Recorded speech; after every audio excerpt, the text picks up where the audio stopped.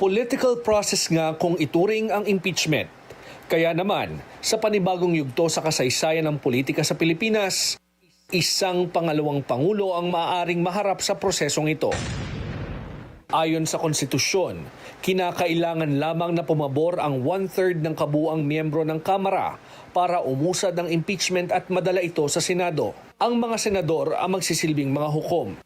Sila rin ang magsasabi kung guilty o hindi ang opisyal sa mga impeachable offense gaya ng paglabag sa konstitusyon, treason, korupsyon at betrayal of public trust. Para sa political analyst na si Dennis Coronacion, oras ang pinakamalaking hadlang para umusad ang impeachment complaint laban kay Vice President Sara Duterte. Sa opisyal na kalendaryo, halos nasa higit isang buwan na lamang ang natitirang session day sa Kongreso bago ito mag-recess para bigyang daan ang election period sa susunod na taon. Maaaring maging malaking impluensya rin daw sa kanila ang posisyon ni Pangulong Bongbong Marcos sa usapin. Patayin mo si BBM, si Lisa Araneta at si Martin Romualdez. No joke. Yung ganyang kriminal na pagtatangka ay hindi dapat pinapalampas. Yan ay aking papalagan. Bagamat mabibigat ang binitawang salita ng Pangulo dahil sa death threat ni VP Sara sa kanilang mag-asawa at pinsang si House Speaker Martin Romualdez, hindi naman ito suportado ang impeachment laban sa pangalawang Pangulo. Do you think the Congress will go against the President's will not to proceed with the impeachment? Kasi he himself said it will just, waste our time and effort. Well, so far, ang nakikita ko is that the allies of the President at the House of Representatives are listening to him. Ayon kay Coronacion, sakali mang suwayin ng Kongreso ang kagustuhan ng Pangulo at kung nanaisin ng liderato ng Kongreso, madali lamang para sa kanila ang makakuha ng sapat na boto para mapausad ang impeachment. Ang malaking tanong daw ay kung paano poposisyon ang mga senador hinggil dito. Para hindi siya ma-convict, si Vice President Sara Duterte, kinakailangan lang niya ng 8. Yes, sir. 8 senators to side with her. Iniisip ko, sabi ko parang kaya yata mukhang kaya. Magkaroon siyang 8 senators who are going to side with her. Sa 23 senador na nakaupo ngayon, 3 sa kanila ang matibay na alyado ng mga Duterte.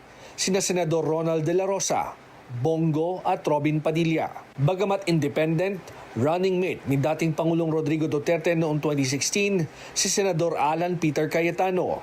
Nagsilbi rin siyang Foreign Affairs Secretary at kalaunan ay House Speaker sa ilalim ng Duterte administration. Si Senador Mig Zubiri na mula sa Mindanao, naalis sa pagka-Senate President ito lamang Mayo dahil sa di umano'y hindi nagustuhan ng Malacanang ang desisyon nitong payagan ang pagdinig sa Senado kung saan nadawit ang pangalan ng Pangulo sa iligal na droga. Ang kapatid naman ng Pangulo na si Senator Amy Marcos, kilala ring malapit sa mga Duterte. Baka gustong patunayan ni Senator Amy Marcos yung kanyang friendship with the Duterte family. Yeah. Baka she's going to use this as her opportunity to prove her loyalty and friendship with the Duterte family. Malaki rin daw ang magiging epekto ng 2025 election sa posibleng maging boto ng ibang senador dahil nananatiling malakas ang impluensya ng pamilya Duterte, lalo na sa Mindanao. Sa 6 na muling tatakbo, 4 ang nasa tiket ng administrasyon. Samantalang 4 naman ang may kapamilyang tatakbo sa pagkasenador. They'll be needing votes from Mindanao this midterm elections. So kapag magiging hostile sila, if they would go against the Vice President, then yung needed votes nila in order to win, baka hindi nila makuha. Nauna nang hiniling ni Senate President Jesus Escudero sa kanyang mga kasamahan na wag na munang magkomento hinggil sa usaping impeachment. Pero ang magkapatid na sina Senador Jingo Estrada at JV Ejercito nauna nang nagpasabi na hindi maganda ang maaaring idulot ng impeachment sa bansa. Sa halip ay pagtuunan na lamang daw ng pansin ng iba pang mahalagang usapin gaya ng pagpapalago sa ekonomiya. Ang kanilang ama na si dating Pangulong Joseph Estrada ay humarap din sa impeachment trial noong taong 2000. Ngunit nauwi rin sa kanyang pagbaba sa pwesto noong 2001.